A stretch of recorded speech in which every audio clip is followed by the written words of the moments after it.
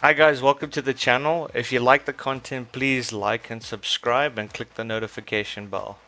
This is a beginner's guide to the ZS Pack Tensura mod within the Curse Forge. It is based off the anime called That Time I Was Reincarnated as a Slime. So the game is based off that anime. So this is a beginner's guide on how to do things and how everything works within this specific mod for Minecraft.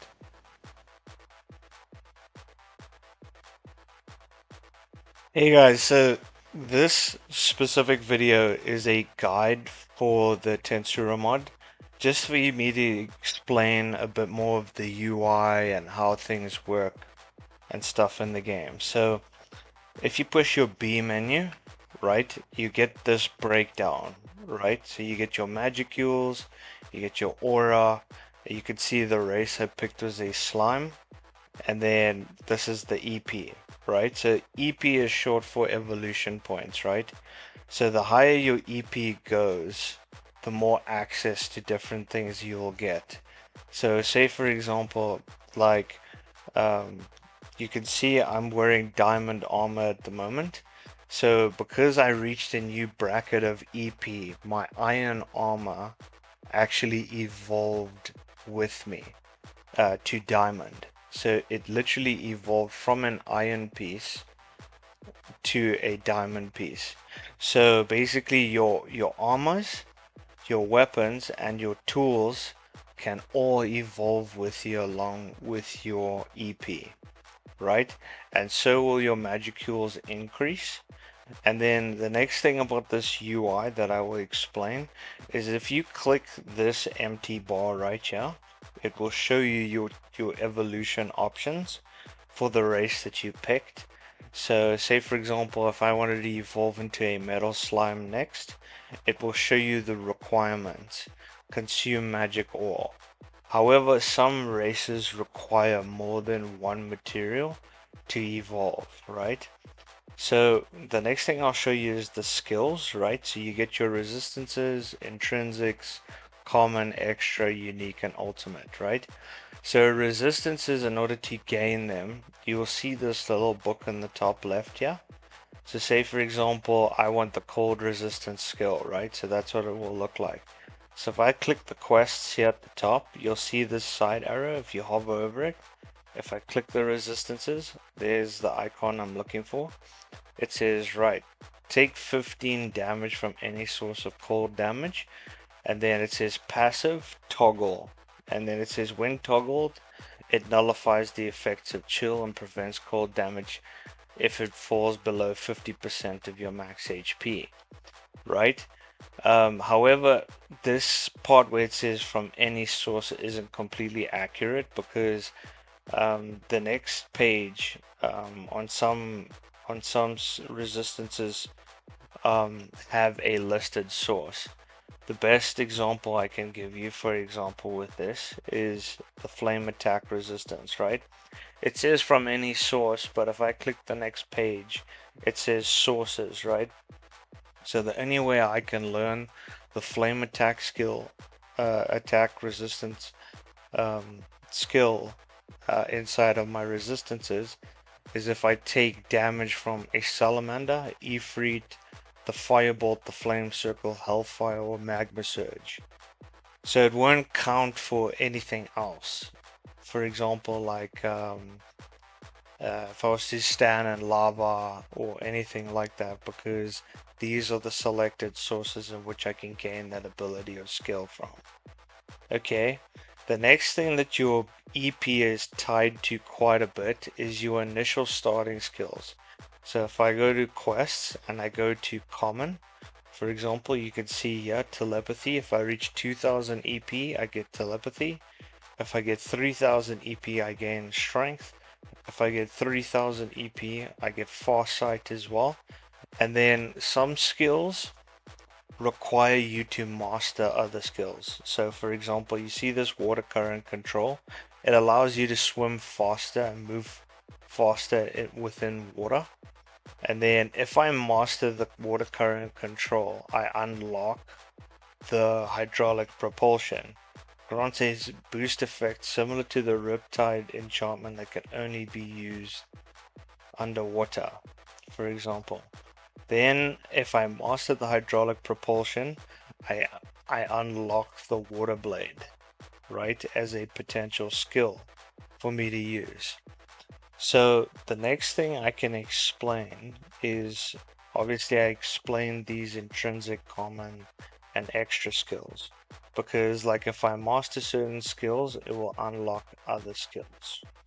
For example, right? The next thing is battlewill skills. Battlewill skills I will show you in this menu on here on the JEI. So battlewill, right? You find these tomes, the battlewill, right? You can find them mostly within mines, and you can also find them in the nether, in the chests, but they're quite rare in the nether, and I would say they're more common inside of the mine shafts. If you read the battlewill skill, you will unlock a random battlewill skill. So I've read 3 so far, and I've gotten the ogre sword guillotine, the battlewill, and the air flight. So the next thing about the skills is, you see how I have them active here on the left side, on the top left side, right? In order to do that, when you're in the menu, so say for example I pick extra, you'll see there's a selection here at the bottom. So if I go to preset 4 for example, and let's say I want danger sense on the top skill, I select that, and then so basically it's in preset 4, and right now I'm in preset 2, right? If I want to switch to a different preset, I push alt and then 5, and then now I'm in the preset 5, and then now I'm in the preset 4. So I can see the danger sense there at the top, right? So just because you see a skill, right, for example in here, and it's grayed out like this, it means that you're still learning to acquire the skill. So say for example if I go to alt 2, farsight, gravity flight, and then steel body, you see on the left there, they each have a bar. If I activate the skill, so Z, X, and C are for your ability slots. So Z being the top, X being the middle, and C being the bottom. If I push Z, it says you have become closer to acquiring farsight, right? That means once I fill up the bar, I'll be able to use the skill of farsight because I'm still learning the skill, right? The next thing is like after you acquire the skill, for example, my best one I can explain is I've already acquired the strength, the skill for strength. So if I switch to 1, okay, let me just assign it. I'll assign my strength skill to the top for thought acceleration. Right? If I push Z now to activate the strength skill, it says you've become closer to mastering strength. So once you've acquired the skill, you can use it, and then you can unlock a mastery bar. So for example, some skills can be toggled on permanently. For example, this thought acceleration, I acquired the skill, and then I toggled it on, and now it's permanently on. So now it's getting closer to filling up the mastery bar. Okay, next you get the spiritual and the summoning magic, right? So to gain those elemental types of magic, what you'll see is if I go back to the quest tab at the top here, and I hover over a spiritual, right? It says prayers answered by a earth spirit, right? As you can see where I am is this giant tree, right? So basically that is called the labyrinth tree. So if you've watched the anime before, when they pray at the labyrinth tree, the spirits gather around them and they acquire a spirit. It can be either fire, wind, all of these different elements. So water, light, space, earth, wind, dark, and fire.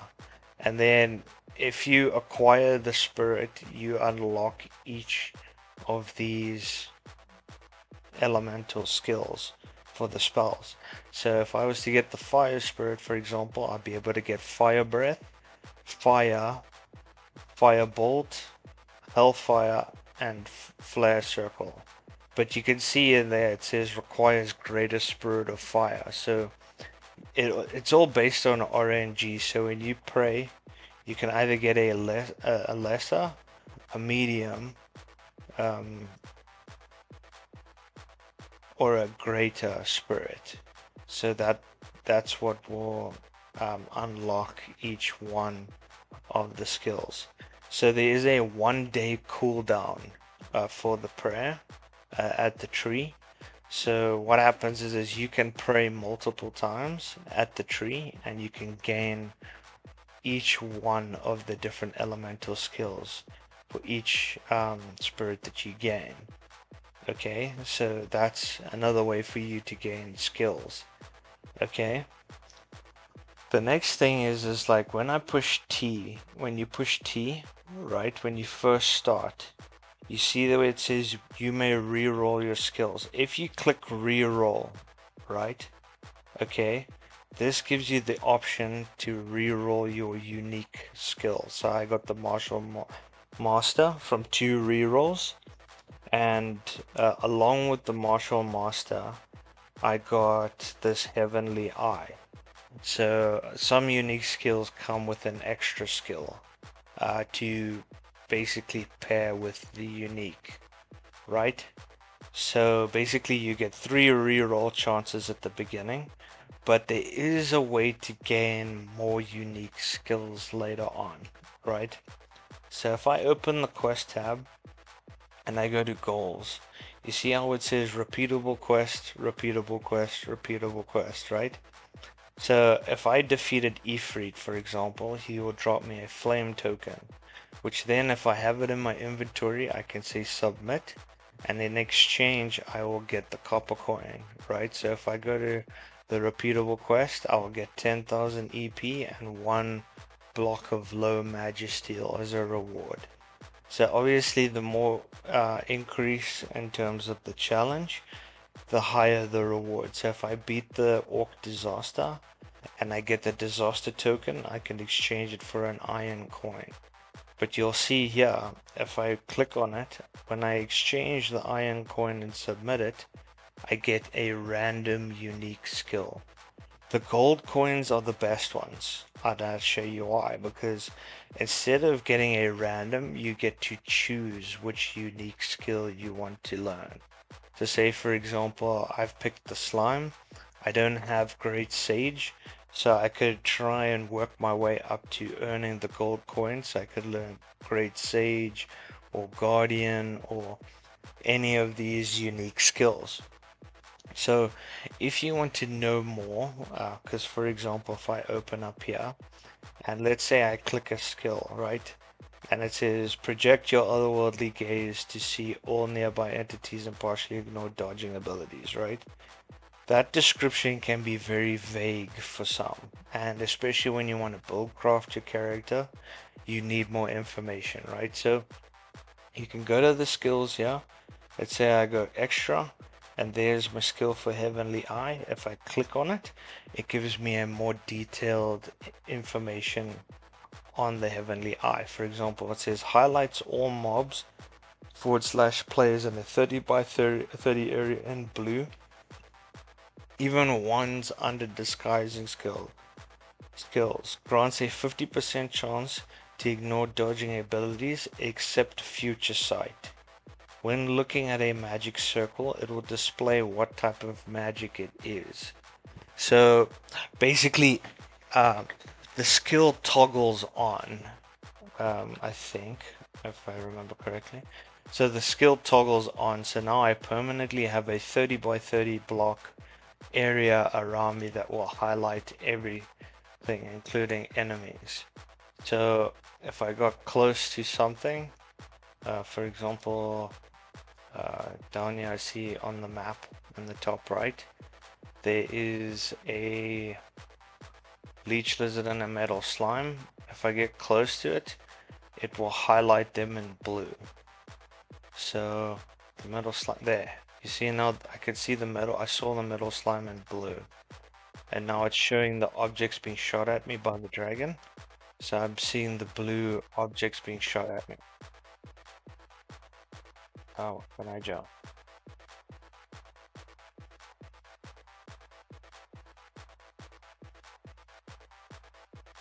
Okay.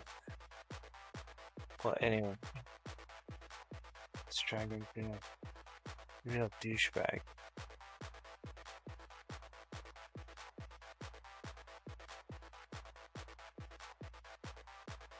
Okay, well, anyway, I'll just carry on my explanation within here. So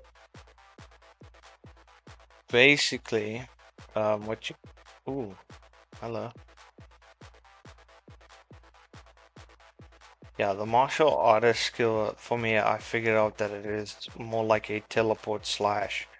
So if I'm facing that direction, you'll see where the water is. If I push X, it teleported me straight through, but I do a slash through whatever I'm fighting at the time. Unfortunately, it does not apply the damage, like for example, like I have a fire aspect.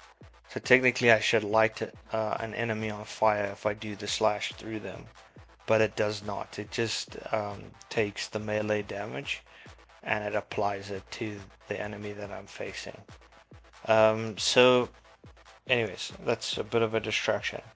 The next thing basically is you see your magicule counter. You remember, if you watch the anime, if you recruit someone to your group, say for example, I find an orc, right?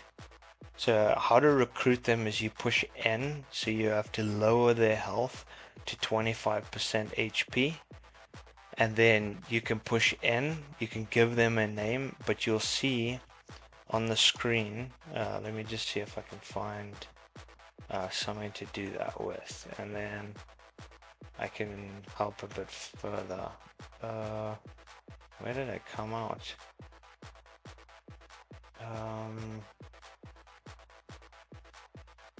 Oh my goodness. Where did I? That dragon kind of messed me up a bit, yeah. Let me just dig my way out.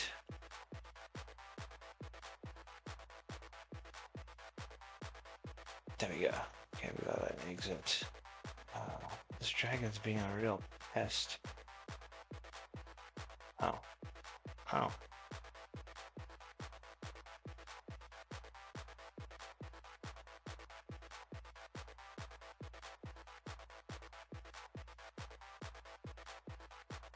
Yeah, I'm gonna set shit.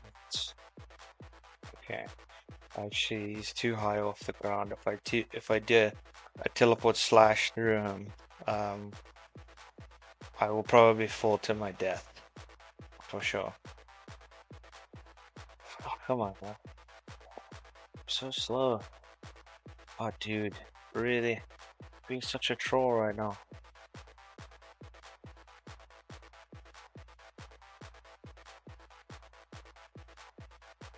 What is happening? Why am I so slow on ice? Is it because I'm a slime? Possibly.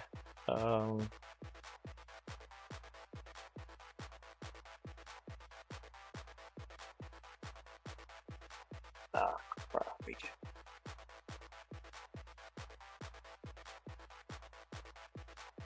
Anyway, where is this guy? Did he go away? Good. Okay, no. He's still there, but at least he's too far from him to trigger. Okay, so let me try with the slime and see if I can tame a slime so that you can understand. So if I push N, N on him, okay, it says it won't submit.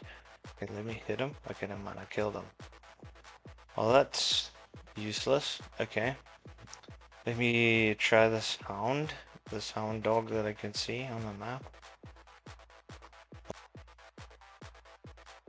Oh, dude, what the hell?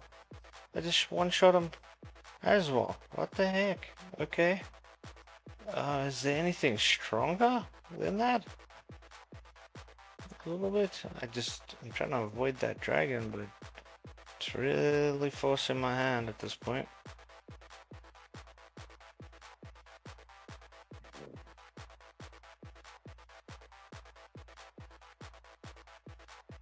Okay, let's see if I can do it to this thing. This hound dog. You see it says Bargist?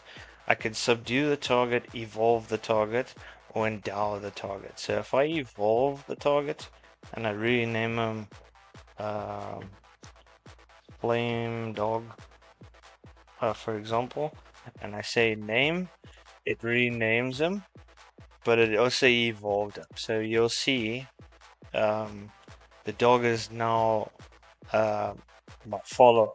So if I push B, you see my magicules had a permanent decrease in the magicules, right? So it's a permanent change, and then also your EP might lower a little bit because you gave up some of your magic power. So basically, now the dog is my follower. So if I open up here, I'm just going to empty out a little bit. I can shift, and then if I right click, it can send him to wander. If I set him to stay, he'll stay in this position where I left him. Or if I click follow, then he'll follow me. Now if I walk in a different direction, he will follow me now as a tame um, permanently, unless he gets killed. And also just to make you aware, if you kill them, you will still have the permanent magicule lost because it's like a gift in a way. It's something that you give away, you never receive back. Um, so it's a permanent change. So next, what else? I guess we can see what else I can show.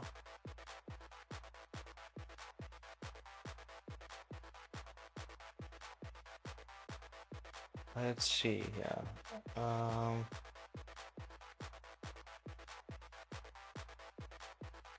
Yeah, these elite shields are a best.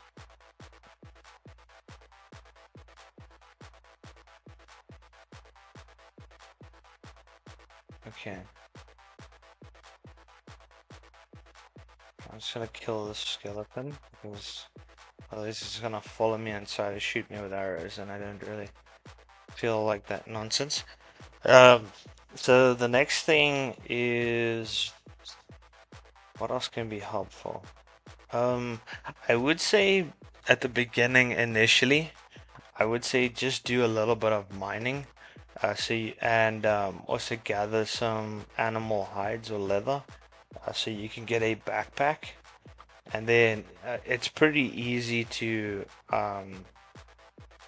get a starter backpack going. And then if you get yourself some copper and then some iron and then some gold, you can easily move up in progression, and then you can have this huge storage to carry around until you find a spot where you want to build your base and then start your farm and all that sort of stuff. So basically my next tip is like, let's say you want a specific NPC to be your follower, like you get lizard men, you get orcs, you get goblins, you get I've seen that elves and ogres are an optional recruitable race. So the ones that I've come across are orcs that you can see in the desert, goblins which you can find in tall forest areas, and then the third one is lizardmen. You can find closer to swamps, so areas that have a lot of water mixed with vegetation. So also the tiles are like a little bit grayed out, so like almost like the grass is like losing its color, I would say, a little bit. so it's like a little bit faded, if I would say. So they are recruitable, but the thing is like when you endow a target or evolve a target, for example, their evolution is depending on how much evolution points you've got, and also what stage of evolution you have will determine whether or not um, that specific NPC is able to evolve, for example. But let's say, for example, if I got a lizard man, right, and he didn't evolve because my EP was low, what happens is if I take this flame dog, for example, to an enemy, right, and I damage him, this dog will then go and attack that enemy, right? And if he kills the enemy, right, he gains the EP, not yourself, only the dog. So what happens is if you do that and you train up your companions, they will reach a new EP cap, and then as a result, they will what's it called? Evolve to the next evolution. So the only other thing I can recommend is take your time in the beginning and choose the race that you want to play the most and enjoy. I played a lizard man last time, got him to a dragon newt, and then evolved him all the way to a divine dragon. So I mean, some of the materials, I will warn you, are harder to get. For example, if I didn't have a one-shot skill to kill metal slimes for magic ore, I would have to go to the nether to get a netherite pickaxe, so that I have a high enough tier pickaxe to mine the ore underground. And then, as far as I'm aware, according to the guides, while the Google search, is that magic ore spawns between -25 and -30 underground. So you see on the right side there below my mini map, the middle number, the 154, that would have to be a -25 or 30 to be able to find the magic ore underground. So I'm at a elevation of plus 154 at the moment because I'm up at the top by this big tree, and I climbed a hill getting all the way up here. So yeah, outside of that, if you like, this part here is just a general guide, okay? It's not 100% accurate. It's the FAQ, so it's frequently asked questions. So say, for example, you want to obtain a skill. When quest for skill requirement is similar to slime killer, it means you can get it by most of the time killing 500 of them. So for example, what it's referring to is this defensive skill. No, it's not a defensive skill. It's this common skill, sorry, this self regeneration. So if you want to learn the self regeneration skill and you didn't pick a slime, for example, as your starting race, you would have to kill 500 slimes to gain the self regeneration skill. So for me, even though I did pick a slime, in order for me to learn paralysis, I have to kill 500 evil centipedes. The only time this doesn't really apply, I would say, is if you got the unique skill, for example, this offensive unique skill, and you got starved or predator. Because how it works, it says gives users a physical attack or whatever. But where it gets interesting is here, it says enemies killed by this have their intrinsic, common, and extra skills taken by the player, as well as have 50% of their EP added to the player's maximum. And then the predator skill is similar. So if you attack a mob with predator, you have a 10% chance to gain one random intrinsic, common, extra, or resistant skills from the target. However, if an enemy is killed by predation, gains all of their intrinsic, common, extra, or resistant skills. So if you had these two unique skills, you would not have to go through the process of learning these skills as long as you used that specific unique to kill those enemies with those resistances. So say for example the giant cods that you see in the water, if I was to kill them with Predator, I would learn their water breathing skill, for example, and then you wouldn't have to worry about oxygen underwater if you didn't pick a race that survives underwater, right? But the thing is the lucky part is I'm a slime, so I don't have lungs. So I don't need to breathe underwater. So as a slime, I have the benefit of going underwater without worrying about drowning. The other benefit about being a slime for me is I don't have to eat as much because it's just not a big creature. The other thing is about a slime at the moment is I'm about 1 block high. So I can literally mine in any direction for 1 block and I can go into it, right? So because like you can see how tiny I am in the what's it called, menu here. So that is the way to understand more of the game. The only other thing outside of that, if you're wanting to make, for example, the Magisteel, the Magisteel ingot, so you get low, high, and pure for the Magisteel, right? What you need is a kiln, okay? If you craft the kiln, right, for example, it will have 2 bars, so one on the left, one on the right. So whatever you smelt will fill one of the bars. So you'll chuck in magic ore and it'll usually fill up the bar on the right of the kiln. And then when you put in the iron, it'll fill the left bar. And then inside of the kiln, you'll see a box like this, but it'll have a little arrow on the right side.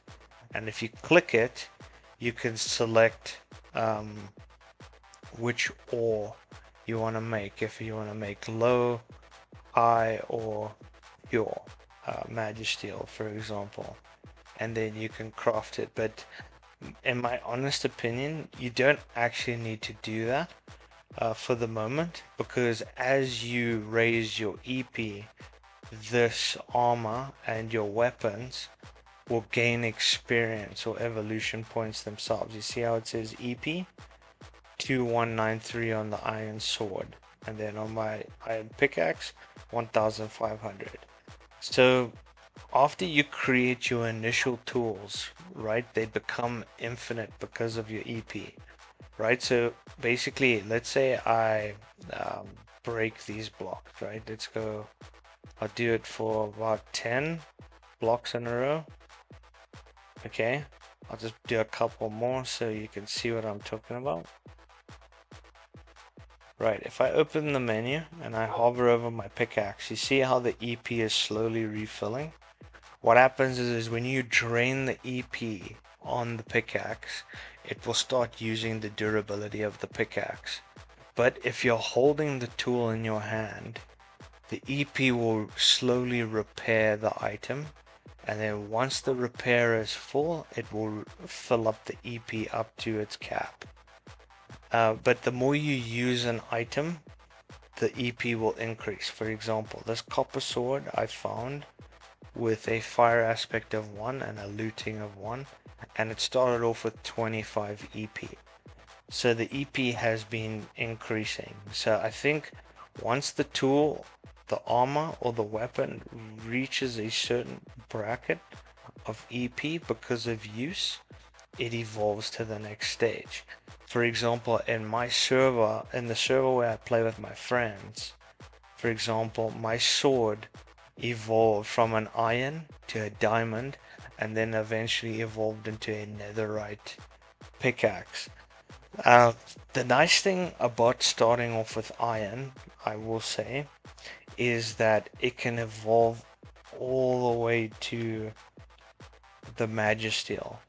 So say for example, my iron armor evolved to diamond. After the evolution of diamond, it will evolve into this low magisteel, right? And then when my low magisteel hits the next cap, it will go into the high magisteel for evolution. Then it will go into pure magisteel, and then finally it's this one, the Hihi Irokane. I think that's how you say it, the Hihi Irokane, I think, helmet. So basically this is the final level of evolution for the armor, uh, for the highest tier. So say for example, if I've got an iron pickaxe, if it continues to evolve, it could end up being a Hihi Irokane pickaxe. Okay. However, this isn't the only path you can choose. There is other directions you can go with your armor sets. For example, let's say you start off with the dragon scale fire armor, right? Its evolution step is the fire dragon steel armor, because what you actually have to have for the dragon steel armor, because it's the fire and ice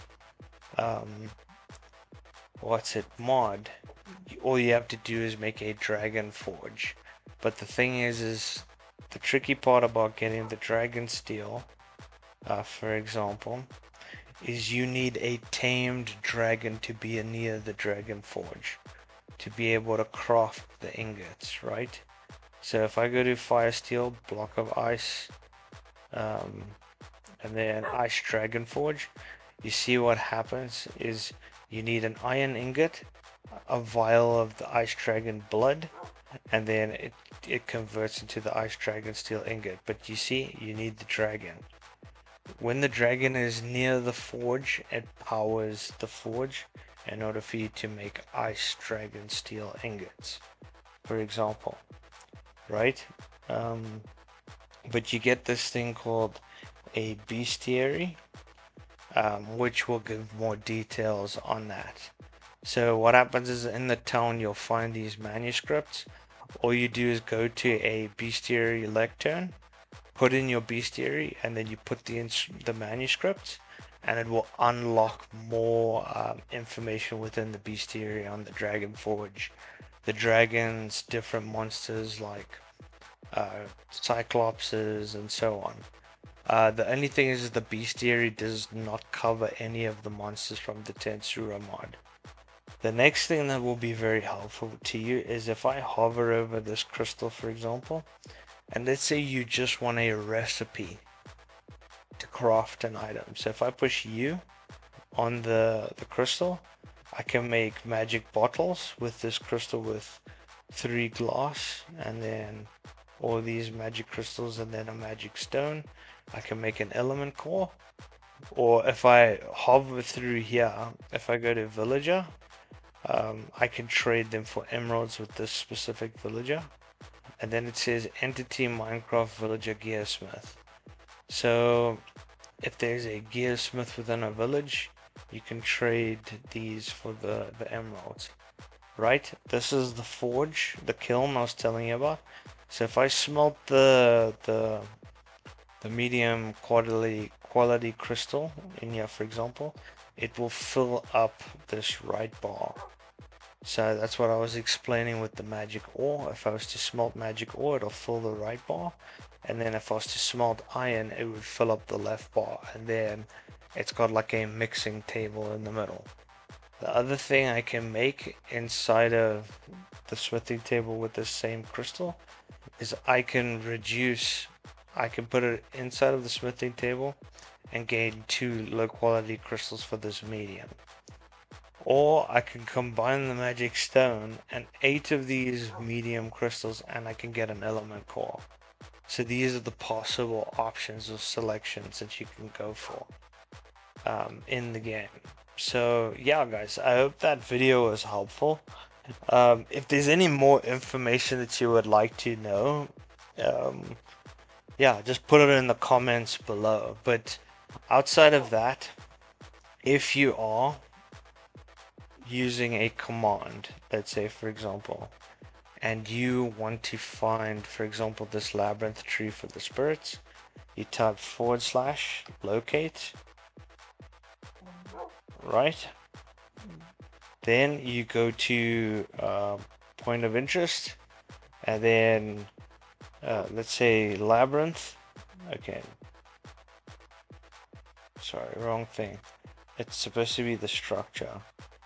So you go to the structure, and then you go Tensura, and then in here you'll see labyrinth tree. If I click that and I push enter, it'll give you the coordinates for the labyrinth tree in your area, and then you just have to travel by X and Y. So you see under the minimap, the far left is the first coordinate, so this coordinate will be this bottom left one here, and then the far right coordinate will be the far right coordinate here underneath the minimap, and then you just have to meet those coordinates and you will be at the location of the item you're finding. However, in the game you'll see here, especially here where it says goals, for example, it says clear 50 levels of dungeon, right? So it refers to the Tensura dungeon, right? But what you'll notice is if you go to locate, right, and I go to locate structure and I type in Tensura, right, it shows no dungeon. Okay, even if I go to the point of interest, for example, and I scroll all the way down, it shows me the Gearsmith, the Labyrinth portal, all of that, the Elemental Realm portal, but it doesn't show me anything to do with the the the dungeon, for example. But if I go to biome, I think it is, and I go TR, is it this one? No, sorry, I think it's the structure. So you go down to structure, right? You just type TR, for example. You see where it says TR beyond the Colosseum? In the middle of the Colosseum, right, is the portal to the dungeon for Tensura. So if you're looking for the dungeon, you type in TR beyond, and then you put in Colosseum and you click enter, and then it will give me the coordinates for the Colosseum. So it's 17,000 blocks in the negative on this coordinate, and then it's a negative 24,000 on this coordinate. So you'll have to travel in that direction to find the dungeon. Outside of that, there's not actually much else to note. I've covered the skills, I've covered the EP, how it works, your evolution, elemental and spiritual, for example, and you get the summoning, which it says summon hound dog requires naming a hound dog with a snake tail. So if you find an enemy, for example, on the top right here, over here, where it says hound dog, and yeah, it has a snake tail, you can name that dog, and then you can use it as a summon. For example, it'll give you the option to summon hound dog. It says summon greater spirit, requires contract with a greater spirit, and then it says requires contract with a greater thing. Summon your contracted greater elemental spirit to have it purge the world of heretics for you. So you will gain these skills if you've prayed for a greater spirit or a medium spirit, or have named a hound dog. However, don't forget that there are other types of magic in the game.